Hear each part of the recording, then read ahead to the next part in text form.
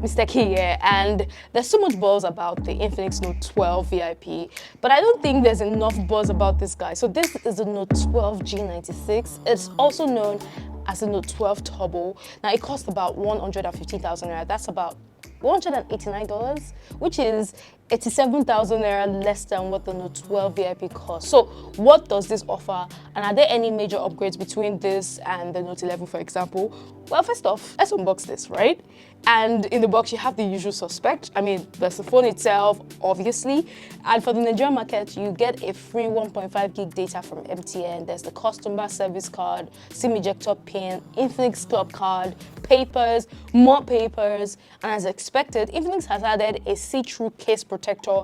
But in my opinion, I don't think it fits perfectly well. I feel it's a little bit loose.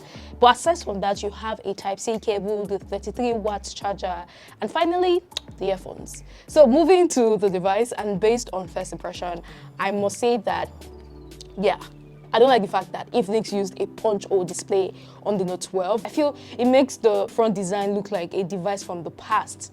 But the back is a different story. It's a plastic build though, but it has a frosted look and a textured design that doesn't attract fingerprint stains thanks to the matte finish. Now, the camera placement has also seen a slight change in design, although I feel that the Note 12 VIP looks better in this department, but I still like what I see here, right? Anyway, still on the back, we have a triple camera setup consisting of a 50MP main camera. There's a 2MP depth sensor and a QVGA sensor. Meanwhile, there's this, glossy part just beside the camera module that is made to feel like an extension, like a camera extension. But in my opinion, it attracts a lot of fingerprint stains and smudges, and I really don't think is necessary. Let me know what you think in the comment box. Now, the phone itself has a square-sided frame. Also, despite the large footprint, the phone is quite light and slim than similarly sized phones, coming in at 185 grams and 7.8 millimeter respectively. As for how this feels in the hand, I'd say the square side edges felt really sharp when I held it at first, probably because, I'm used to slightly curved displays, but after a while, I got used to it, so I don't think this is an issue for most people. But away from that though, and when you compare this with the Infinix Note 11, for example, the first thing you would notice is, first off, the fact that the Note 12 obviously has a slightly new design. There's an upgraded RAM and storage size. By that, I mean we have 8 gig of RAM, which can be expanded to 13 gig using the memory fusion tech. There's also, 128 gig of storage, which is the base storage.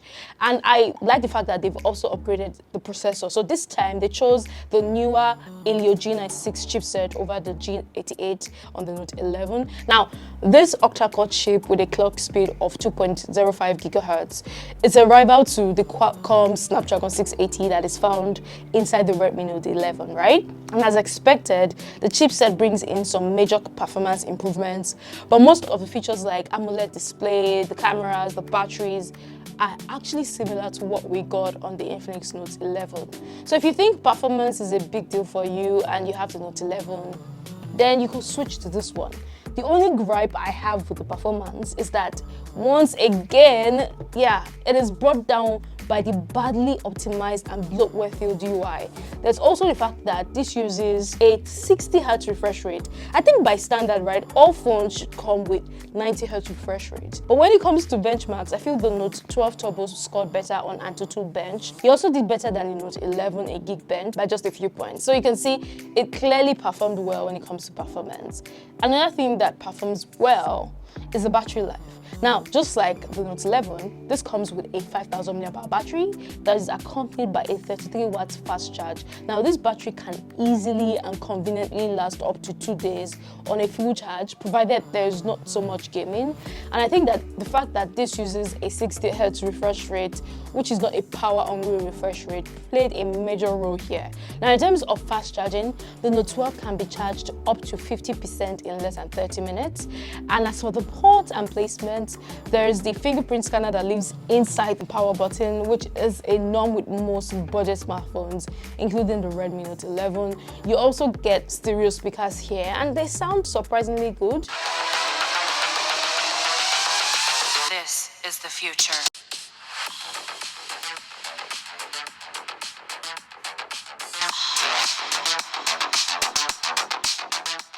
But moving to the display, and we get a 6.7-inch AMOLED display with a 60Hz refresh rate. And like I said earlier, it's quite disappointing. But to sort of make up for it, right, Infinix included an Ultra Touch feature that lets you control how fast you want the sensitivity to be. So here's a difference between when it's at normal speed, and here's another when it's at ultra fast speed. As for the brightness, Infinix claims that this should come with a brightness of 1000 nits, which is another upgrade from the Note 11, and I had no issues using this under direct sunlight. On that note, let's talk about cameras, right? And like I said, it's the same camera setup as the previous model, and as expected, the main camera is capable of producing pleasant results with good levels of details, the right exposure, and for most part, accurate colors. Now, one thing I noticed is that the skin tones tend to have like a bit of a red tone to it. So in a way, you can say that the skin tones don't look as natural and true to life as you want them to be. Now, the selfie camera is also very good with slight details, but I noticed that the edges can appear soft, especially in low light. Now moving to the video, you can shoot in 2K 30 frames per second, and for slow-mo you have 720p at 480 frames per second, but there's no form of stabilization that has been added. So that's it for my first impression of the Infinix Note 12. Now with that said, do I think that the Note 12 is a worthy upgrade to the Infinix Note 11? Well, it's quite debatable, right? If performance is your thing, then you should definitely upgrade to the Infinix Note 12 because the Note 12 outperformed a couple of phones in the same price bracket. Otherwise, you might want to stick to the Infinix Note 11 if you have that one and just wait for the Infinix Note 13, or better still, go for any other recently launched device from Infinix, probably the Infinix Note 12 VIP. Anyways, what do you guys think about the Note 12, the performance, all of that? Let me know your thoughts. And as always, I'll see you in the next one. Take care.